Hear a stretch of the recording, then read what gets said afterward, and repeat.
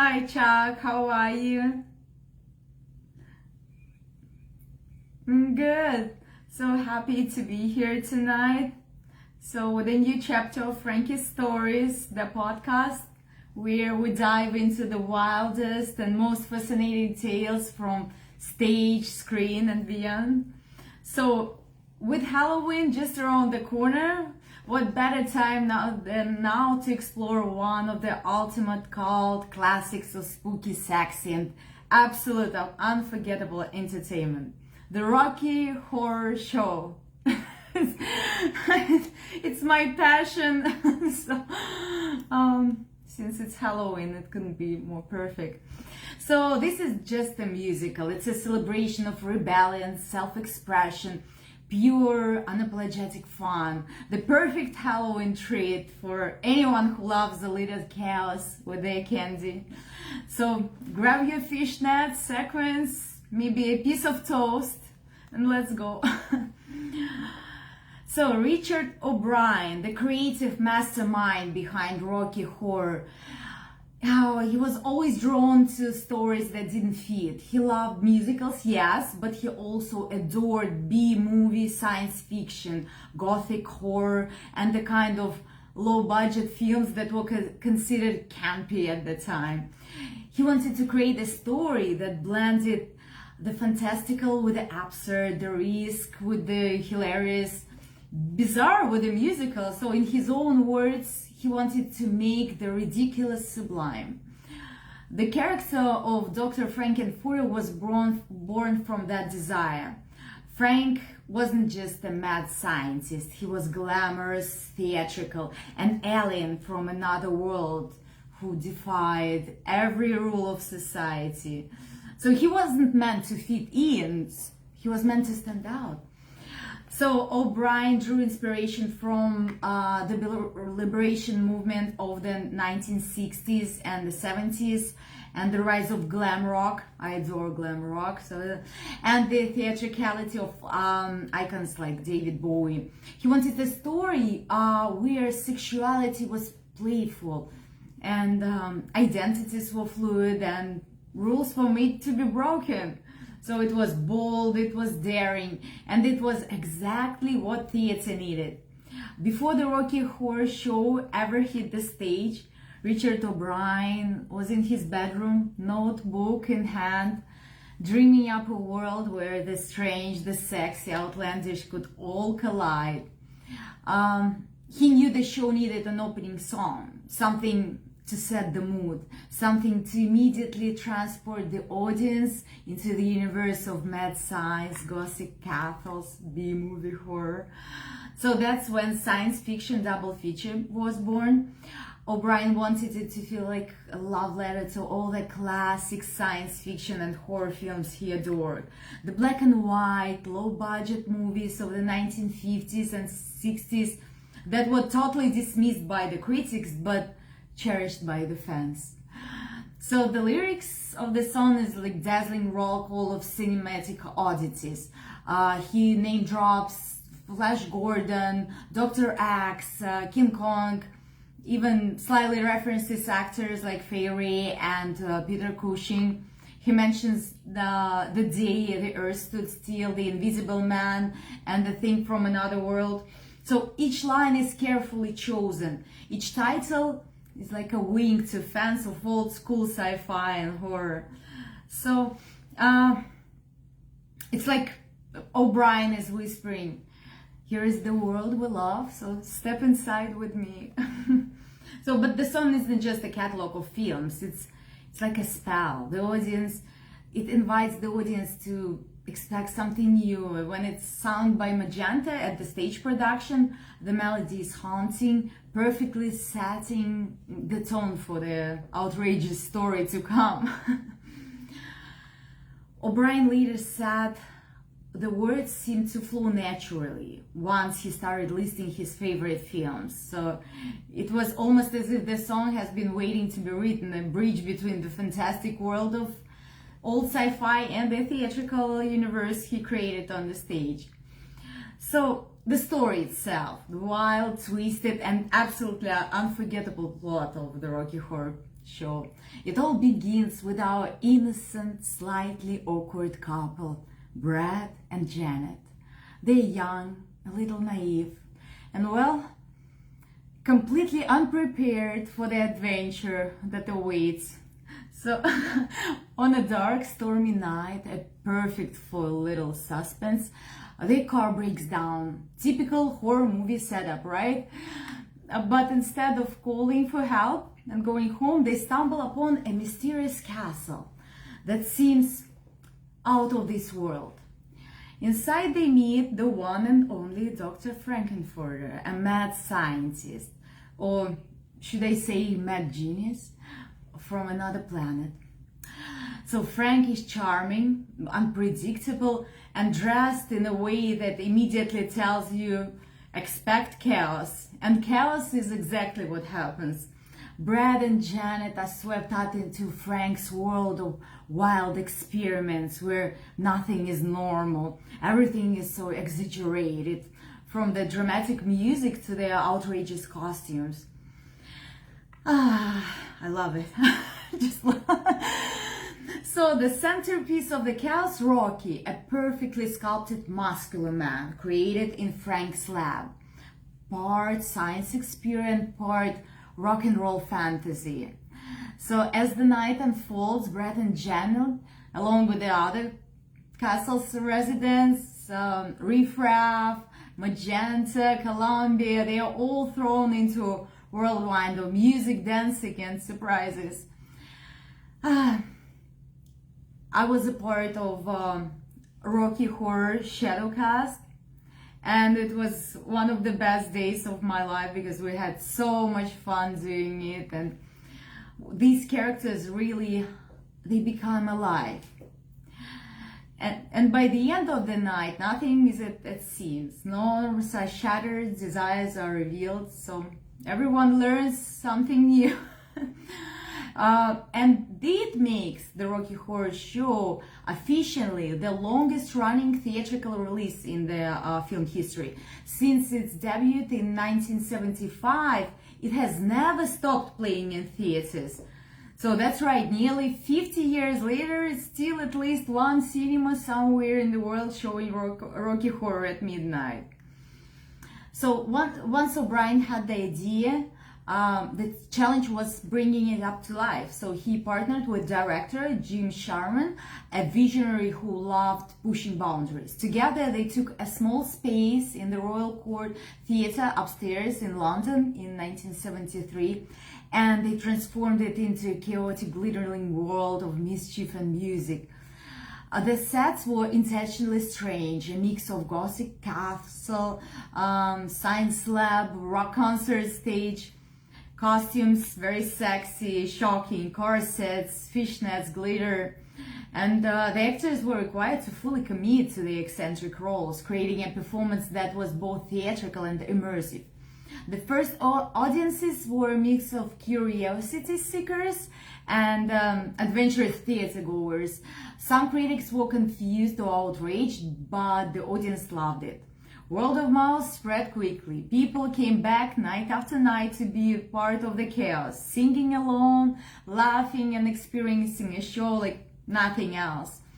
The first production ran only in a small theater with a very intimate setting, it was allowing the audience to feel like they were part of the action.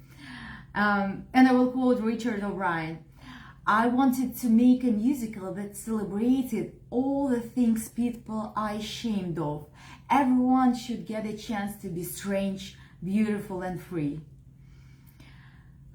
So when it came time to bring Frankenfurter to life on screen, Tim Curry didn't just step into the role. He transformed it into a living, breathing icon.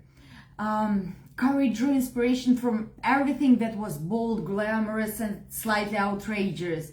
So the glam rock scene of the early 1970s, the stars like David Bowie, Mark Bolan, and the iconic Lou Reed gave him the idea that Frankenfurter should be larger than life, both in personality and appearance. And he also looked to the theatricality of cabaret, and that exaggerated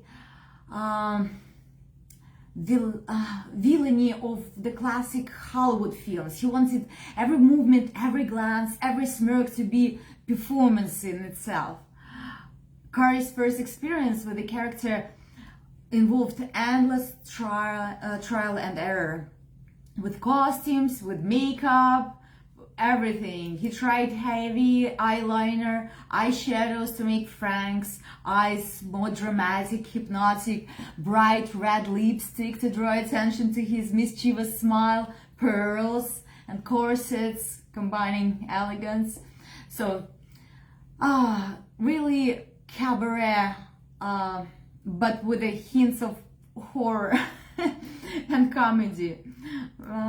Every detail, from the teased hair to perfectly placed jewelry, everything was a deliberate choice to make the character unforgettable. But Curry didn't stop at the costume. He played with Frank's voice, with gestures, physicality, creating a blend of seduction and playful humor. According to Curry, he wanted audiences to feel both captivated and slightly off balance, to be drawn in by Frank's charisma. I had a huge crush on Tim Curry, and when I first saw Rocky Horror and him playing Frankenfurter, it's just unforgettable. I even, a few years ago, I went to California and had a chance to meet him. I got a picture signed. Yes, it was such an amazing moment. Even though he suffered from a stroke, and he's limited by his physical health, but he still keeps on working and still doing voice acting, and he's working on his own book right now. So it's a huge inspiration of mine when I see that the spirit is so strong and such a talented person keeps working despite all the troubles. So by the time filming began, Frankenfurter wasn't just a character on the stage. He was a living theatrical force, one that would forever be etched in the hearts and imaginations of audience all around the world. And it's just such a fearless combination of glamour, wit, audacity that turned Tim Curry into definitive Frankenfurter, a character as unforgettable as the world he inhabits. But now, here is where it's truly getting magical. The Rocky Horror Picture Show didn't make a big splash in the initial release. When the film was first released in 1975, reactions were very mixed. Mainstream critics were confused. Some found the costumes shocking, the sexual themes daring, humor outrageous. So many viewers didn't know what to make of this blend of horror, science fiction, musical theater. But then something truly extraordinary began happening. Fans started to respond in ways that filmmakers could never have predicted. It began in small late-night screenings. Moviegoers would arrive in costumes, corsets, fishnets, pearls, fully embodying the characters they had fallen in love with. They would shout lines along with the actors, throw props at the screen at key moments, toast during the dinner scene, newspaper when Brad and Janet arrived at the castle, even water for dramatic effect, but then it was forbidden because for the safety reasons. So these interactions were not planned. They just were happening organically, born from sheer enthusiasm and desire to be a part of the story. Audience participation became the heartbeat of the film. Each screening was unique, a living, breathing performance where the viewers were as much part of the action as Tim Curry or Susan Sarandon or Richard O'Brien himself. It's just like that. What was initially something like a quirky musical became a huge experience, a phenomenon that invited people to step outside their comfort zone and fully embrace their playful, creative alter egos. So this participatory energy is what actually cemented Rocky Horror Picture Show as a cult classic. Unlike traditional hits, it didn't rely on box office numbers or critical acclaim. Its power came from the people who showed up week after week, dressed as Riff Raff, Magenta, Dr. Frankenfurter, singing along to Time Warp, celebrating the thrill of being different. So over the years, midnight screenings spread from Los Angeles to New York, to London, Tokyo, and beyond, creating a global network of devoted fans. It became a truly extraordinary experience. So the film wasn't just a movie, it was a community, a ritual, a celebration of identity, of freedom. So the cult following grew organically because people would come every Saturday and they would make friends and they would express themselves, and that's actually what the whole idea of Rocky Horror Show, picture show, Rocky Horror Show, that you can be anything. Don't dream it, be it. So even today, fans show up in elaborate costumes, they sing along word for word, celebrate the joy of being different. So it's outstanding, it's amazing. Some fans create elaborate props, scripts for live performances, turning every screening into a unique event. They make jokes, they talk back it's just amazing. So there are fan clubs, conventions, annual events celebrating Rocky Horror.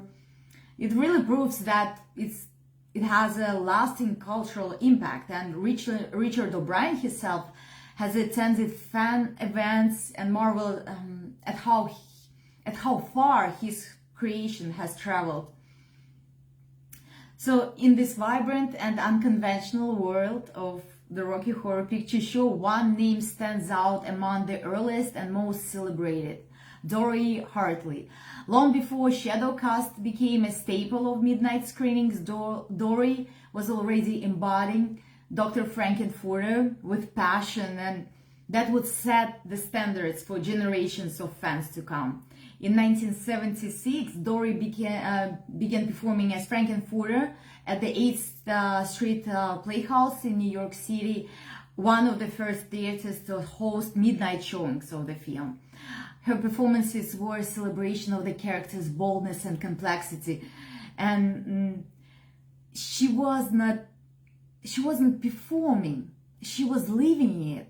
She embodied the character of Frankenfurter, and so that it became alive among the audience, and it was revolutionary.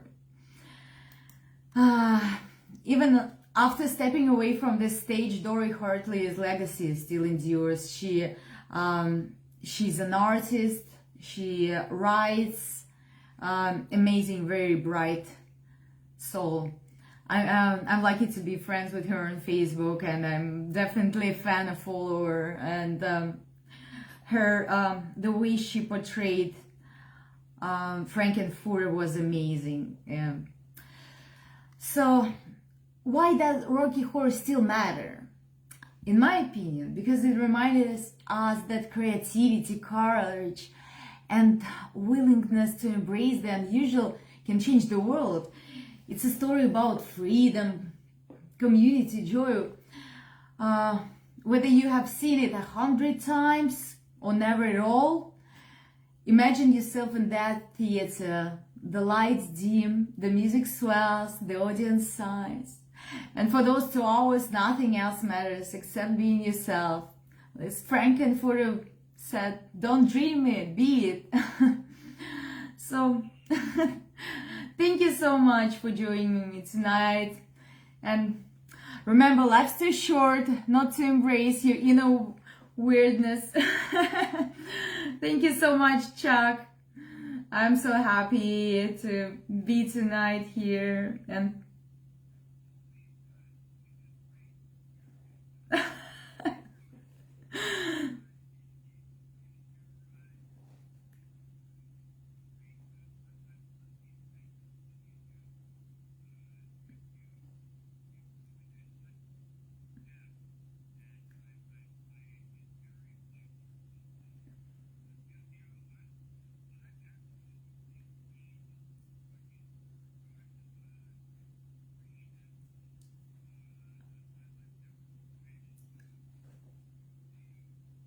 Oh, Chuck, you missed out. You missed out.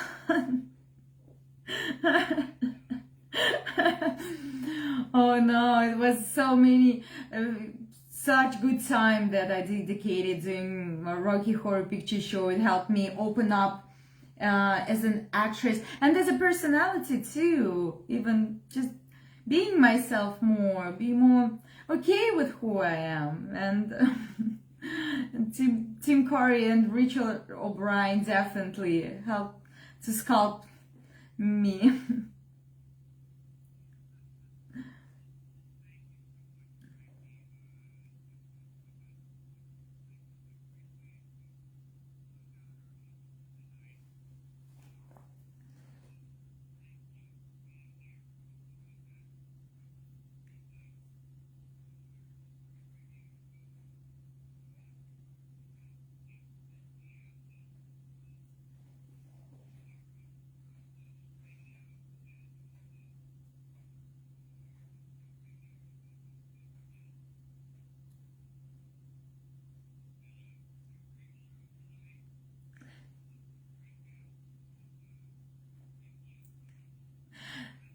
Thank you so much, Chuck. Thank you. Good night. I really appreciate it. Thank you.